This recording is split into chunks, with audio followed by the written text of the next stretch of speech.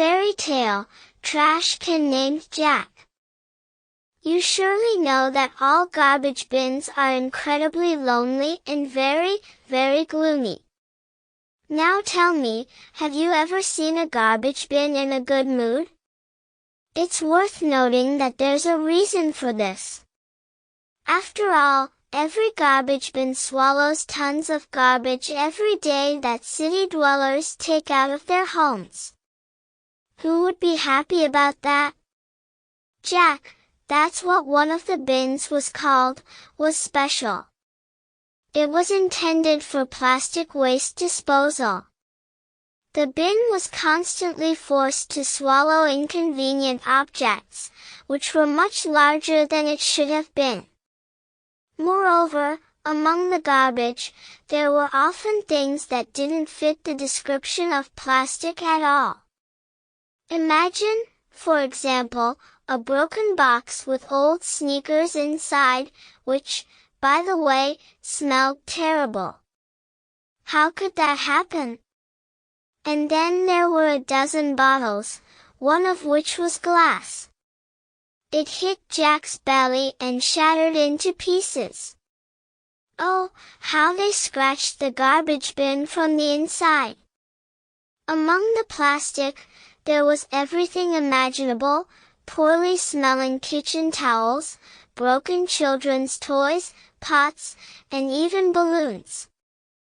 How could a garbage bin digest all of this? But Jack was very persistent and responsible.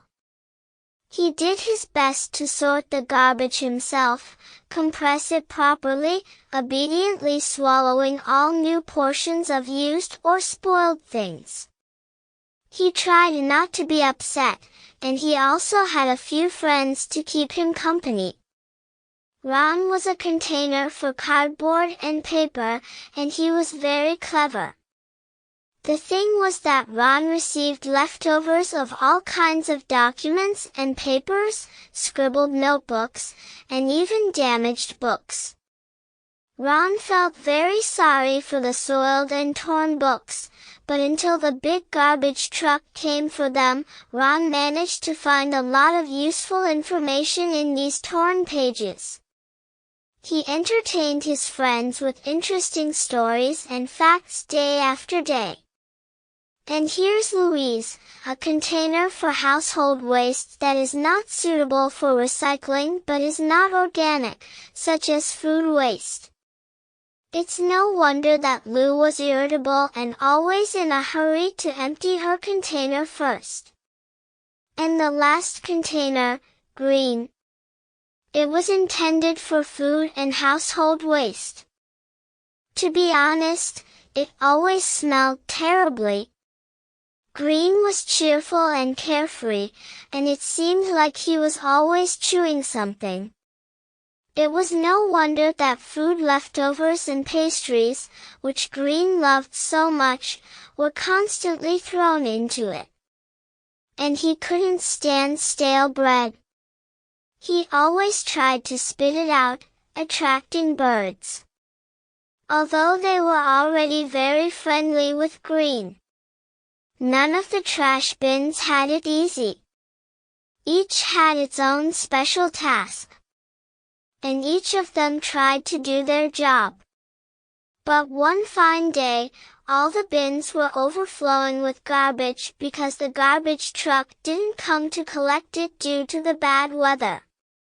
At first, everyone, including Jack, was in a lifted mood, as always on garbage collection day. What could be better than the feeling of lightness after emptying out the trash? But the longer the wait lasted, the more gloomy the bins became, and even Green and Louise stopped chatting animatedly. It was getting dark, and the garbage truck still hadn't come. Some residents left bags of waste right next to the overflowing containers. The day, which promised to be beautiful, ended up being terrible. A storm began, the rain poured incessantly. Louisa was worried, Green was barely breathing, Ron couldn't read a single page. And Jack sadly looked into the distance and thought, why don't people follow such simple rules that they themselves came up with to make the world cleaner and better? Morning came. Somewhere in the distance, the roar of a motor was heard. Garbage truck. Even two. One, for food waste and household garbage, the other, slightly larger, for plastic, cardboard, paper, and glass. Usually, both trucks arrive at different times, but today they arrived at the same time. As a rule, the nimble guys who come on the garbage trucks quickly and neatly emptied the containers, dumping the garbage into the corresponding compartments. But today the task was beyond their abilities. All the bins seemed to conspire. Their lids simply refused to open. Disaster. If the bins are not emptied, how will the residents of the neighborhood be able to take out the garbage? People began to come out onto the street, some of them with new portions of garbage. Someone was indignant, stomping in anticipation. Someone was worriedly watching the work of the garbage trucks. They, in turn, could not cope with the lids of the garbage cans. Inside Ron, the cardboard swelled, the old book did not allow the lid to open. Somehow, the overflowing Louisa seemed to be skewed, apparently from the pungent smell. Green choked on a turkey bone that got stuck in a dirty tin can. Well, and Jack. Jack was just very, very sad. Something was pricking him in his right side, toys were entangled with bottles of household chemicals inside. Something even spilled out of the remnants. To be honest, Jack was the only one who could open his lid. But looking at his unfortunate friends, he really didn't want to do it. He took a deep breath and pushed the broken toy sword higher, so that it blocked the opening of the bin. Residents of the neighborhood crowded around the garbage containers. Each person impatiently urged the garbage truck workers. Do something already, someone from the crowd shouted. Can't you do it faster? I'm running late. This is disgusting. What a stench, voices echoed from all sides. This can't go on, someone nearby Jack exclaimed. He listened closely.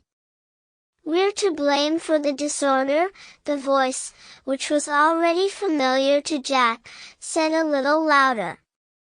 It was Millie Ann, the girl who brought him bottles of apple juice and yogurt cups. It was amazing, but each cup was clean and dry, and there was no smell from the bottles.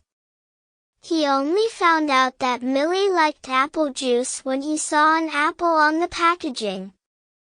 The girl was always neat, not only throwing the right garbage to Jack, but even holding the lid. Almost no one held the lid. Everyone kept slapping it. While Jack was lost in memories, the townspeople surrounded Millie and stared at her with interest. Yes, the girl repeated, we are to blame ourselves. Just look, it's all so simple, plastic goes to plastic, glass and metal go here, cardboard and paper go here, food waste goes here, and household waste goes here. But we constantly confuse everything and irresponsibly treat the environment. Silence filled the air. People looked at the girl, occasionally glancing at each other. Did you know that sorting garbage not only helps to avoid environmental pollution, but also reduces the need for new materials to be mined? And besides, it's so nice when our city is clean. After all, we have to live here. Everyone was silent. And Jack finally exhaled. At least someone understood him, and she's right, Mr. Bird exclaimed. We could all benefit from being more attentive to sorting out garbage, yes. Cardboard plates are sticking out of the food bin, Mrs. Jones added. Everyone began to clear the street around the containers, doing what they could with what they had. Green, Louise, Ron, and Jack carefully and slowly emptied the old garbage, sorting through it. Of course, they all got a little dirty. But the job was done. When the full garbage trucks turned the corner, playfully flashing their headlights, "See you later," people began to disperse to their homes. Millie Ann patted Jack on the lid, carefully, as if stroking him. She smiled and ran home with a sense of satisfaction, and Jack watched for the next few days as not only this little girl brought carefully sorted garbage, but also all the other residents of the neighborhood. Everyone tried to do everything right. Once, Jack dropped a glass bottle and it rolled down the street. Within a few minutes, a boy skillfully caught it and didn't play soccer on the road but carefully put it in the glass container. Sometimes even a barely audible voice, even a child's voice, can change the situation. How wonderful it is to follow such simple rules, isn't it? The end.